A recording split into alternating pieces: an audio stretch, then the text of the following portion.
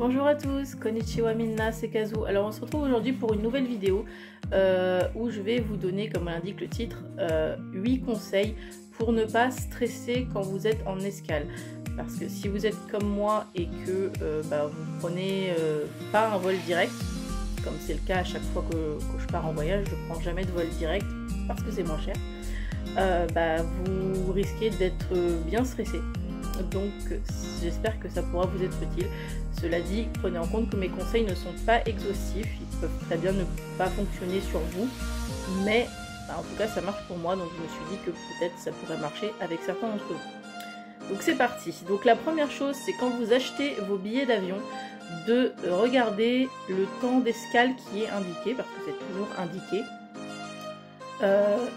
et de fuir à toutes jambes si vous voyez que le temps indiqué est de 1 heure ou moins. Tout simplement parce que si jamais l'aéroport est très grand, vous allez galérer à arriver de l'autre côté à temps, sachant qu'il faut toujours passer des contrôles. Ça va être une vraie galère d'arriver à temps et de ne pas risquer de rater votre avion. Donc en général, moi je prends un temps de correspondance qui est entre 2 et 3 heures, donc en l'occurrence moi c'est 2h40 cette année.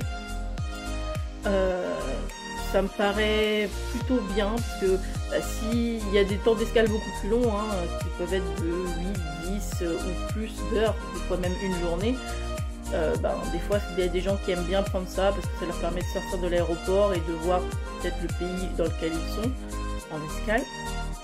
Mais en ce qui me concerne, si je faisais ça, ce serait un stress supplémentaire. Donc je prends toujours l'escale la plus courte possible sans aller trop en dessous au niveau de la durée d'escale. Donc 1 heure, c'est pas assez. Entre 2 et 3 heures, pour moi, c'est bien.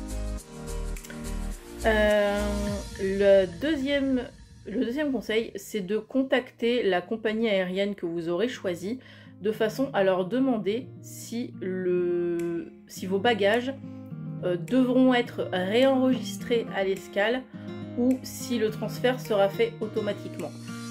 Si le transfert est fait automatiquement, vous n'avez pas à vous en occuper, pas de problème. Mais si jamais, par malheur, il faut que vous récupériez vos bagages, pour les réenregistrer, du coup, il faudra prévoir du temps en plus. Donc, on en revient à l'idée de 1 heure, c'est pas assez. La troisième chose, donc, c'est une fois arrivé sur votre lieu d'escale, de regarder les écrans de façon à voir si votre vol est à l'heure, déjà pour commencer, et aussi de façon à repérer votre porte d'embarquement. Donc, en général, votre destination et votre heure de vol sont indiquées.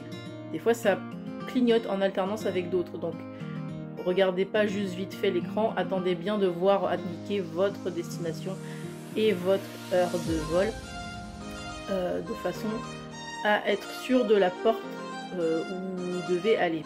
Parce que si jamais vous trompez de porte, bonjour le stress en plus. La quatrième chose, donc j'en parlais il y a 2 minutes, c'est si jamais vous devez réenregistrer vos bagages, il faut vous dépêcher d'aller les récupérer sur le tapis roulant et d'aller les réenregistrer au comptoir de la compagnie, parce que du coup ça prend un temps en plus et c'est un stress en plus. Donc faites-le au plus vite, comme ça vous êtes débarrassé et vous n'avez plus qu'à profiter. La cinquième chose, c'est de vous diriger tranquillement vers votre porte d'embarquement, tout simplement pour vérifier où elle se trouve, pour la repérer dans l'aéroport. Parce que si jamais elle se trouve à l'autre bout de l'aéroport, c'est pas pratique. Donc plus vous le saurez vite et moins vous serez stressé. La sixième chose, le 6e point, c'est si jamais vous décidez de vous promener dans l'aéroport, d'aller manger, de faire du shopping, faites-le pas trop loin de la porte d'embarquement.